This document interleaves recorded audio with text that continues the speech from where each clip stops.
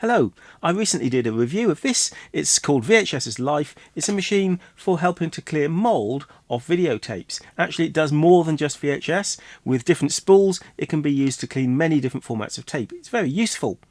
Something it doesn't do, actually, it doesn't tell you when it's switched on, it doesn't have a light on it, and I think it could be useful to be able to see the mould coming off these pads and getting sucked into these vacuum ports. So I'm going to add some lighting inside here to light up the vacuum ports when it's switched on.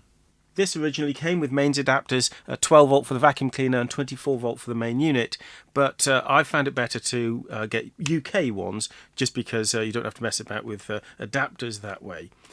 Also, I've extended the cables with just some normal CCTV extension cables.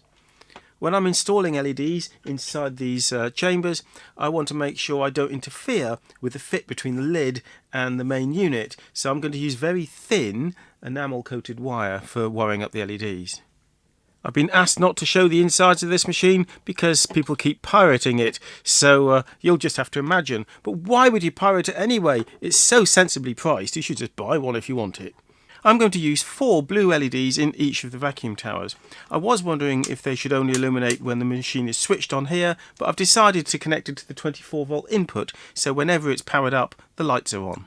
This is almost ready to install. There's 8 LEDs with about 3 volt drop each, so that'll be ideal for the 24 volts with no dropper resistor, and these thin wires are to go over the top of the vacuum channels here where it connects to the top so it doesn't create any vacuum leak. I will simply secure them with hot melt glue.